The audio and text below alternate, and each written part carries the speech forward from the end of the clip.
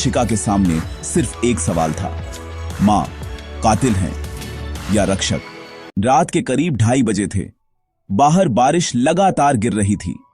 पुराना सा घर, लकड़ी की खिड़कियां जो हर तेज हवा के झोंके पर चरमराती थीं, और दीवारों पर लगी घड़ी की टिक टिक, सब कुछ डराने के लिए काफी था। अंशिका अपने दादाजी के पुराने घर में आई थी, कुछ पुराने कागजात ढूंढने। अकेली थी, लेकिन कहती थी खुद से, मैं बहादुर हूं।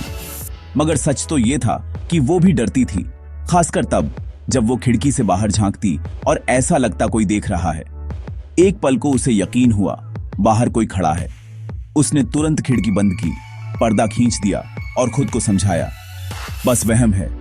लेकिन तभी दरवाजे पर दस्तक हुई। धक धक धक। उसका दिल जोर जोर से धड़कने लगा। उसने हिम्मत जुटाकर दरवाजे की ओर कदम बढ़ाए, पीपहोल से झांका, लेकिन कोई नहीं था। वो दरवाजा बंद ही रखने वाली थी कि अचानक उसका मोबाइल बजा। अनजान नंबर। हेलो, उसने धीमे से कहा। दरवाजा खोलो अंशिका। आवाज आई, एकदम भारी और धीमी। वो चौंकी। तुम कौन हो? जो तुम्हारे पापा की मौत का गवाह है। और हां, वो हादसा नहीं था। उसके पैरों तले जमीन खिसक गई। पापा की मौत को तो सबने एक्सीडेंट बताया था। क्या बकवास है ये? दरवाजे के बाहर एक सच पड़ा है। हिम्मत हो तो देखो। कांपते हाथों से उसने दरवाजा खोला।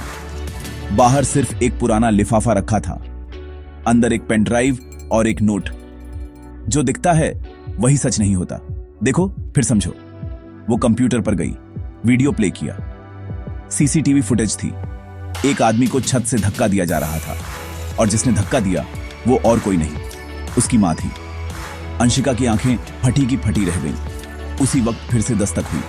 दरवाजा खोला। मां सामने खड़ी थी, बारिश में भीगी हुई। तुमने देख लिया ना?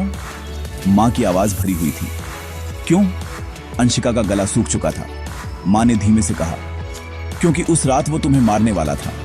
तुम्हें बचाने के लिए मैंने उसे रोका। अब अंशिका के सामने सिर्फ एक सवाल था, मां कातिल हैं या रक्षक। Credits. Script provided by cartoon zero music.